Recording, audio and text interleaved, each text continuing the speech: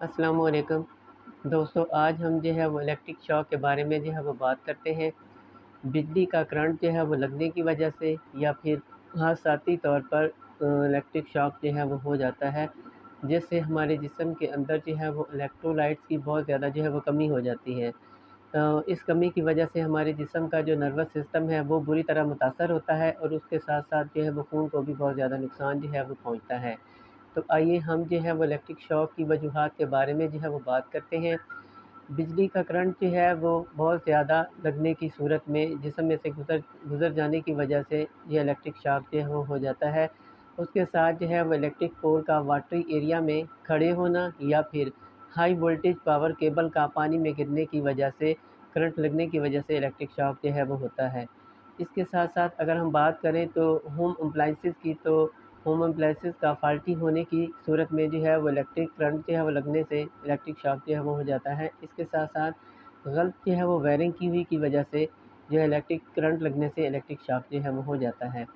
तो electric shock से जिस्म का जहाँ पे करंट लगता है हिस्सा बर्न हो जाता है। तो उस बर्न के वजूहात की वजह से जिस्म के मुख्तलिफ़ हिस्सों में जैसे हमारे दिल की कारकर्दगी है वो मुतासर होती है और हमारी जो है वो पल्स बहुत ज़्यादा जो है वो वीक हो जाती है। करंट लगने से अगर आदमी गिर जाए तो उसको जो है वो इंजरी भी हो सकती है, उसके साथ फ्रैक्चर भी जो है वो उसका हो सकता है। तो अगर इसको जो है हम प्रॉपर तरीके से मेंटेन करें, उसको जानने की कोशिश करें तो उसकी जो है वो वजूहात में से फ़र्स्ट ऑफ़ ऑल प्रिवेंशन हमें क्या करनी चाहिए। तो हमें जो है वो तमाम जो है वो एसओपीज़ जो है वो उनको जो है वो फ़ॉलो करना चाहिए। हमें जो है वो इलेक्ट्रिक कोई भी वर्क शुरू करने से पहले अपने एसओपीज़ के तहत जो है वो ग्लव्स, सेफ्टी शूज़ और यूनिफ़ॉर्म जो है वो इन चीज़ों को प्रॉपर जो है वो मेंटेन करके जो है वो फिर इलेक्ट्रिक वर्क पर जो है वो काम करना चाहिए। इसके साथ-साथ हमारी जो फ़ाल्टी चीज़ें होती हैं उनको जो है वो कभी भी डायरेक्टली टच नहीं करना चाहिए। अगर कोई वायर ओपन है तो उसको जो है वो कभी भी टच जो है वो नहीं करना चाहिए। अगर हमारी होम अप्लायंसेस की बात करें तो कभी भी उनको जो है वो डायरेक्टली जो है वो ऑन जो है वो नहीं करना चाहिए, बल्कि उनको जो है वो एक स्विच जो ऑन ऑफ वाला बटन होता है उनकी मदद से जो है वो प्रॉपर ऑन ऑन और ऑफ़ करना चाहिए। इसके साथ अगर हम इसकी जो है वो फ़र्स्ट एड की बात करें तो फ़र्स्ट एड में सबसे पहली जो चीज़ होती है, कभी भी जिसको इलेक्ट्रिक करंट लगा हुआ है उसको डायरेक्टली जो है वो टच नहीं करना होता, बल्कि उसको टच करने से आपको भी इलेक्ट्रिक का करंट जो है वो लग सकता है। तो फ़र्स्ट ऑफ़ ऑल हमें ये चाहिए कि हमें जो है वो इलेक्ट्रिक शॉक वाले पेशेंट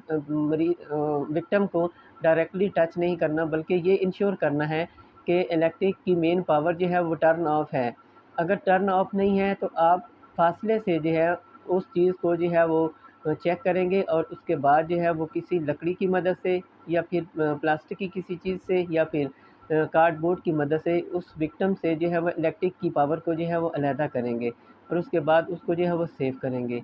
इलेक्ट्रिक शॉक वाले मरीज़ को जो है वो आपने सीधा लेटा देना है, उसके बाद उसके वाइटल ऑर्गन्स को जो है वो चेक करना है, उसके बाद उसकी साँस की तंगी हो सकती है, उसकी पल्स बहुत जो है वो वीक हो सकती है, उसके बाद उसको सीधा लेटा दें, उसके जो है वो सर वाली साइड जो है वो कदरे जो है वो थोड़ी-सी नीचे रखें और पाँव वाली साइड जो है वो एलिवेट कर दें, मतलब कि कदरे थोड़ी-सी जो है वो ऊपर रखें। उसकी वजह से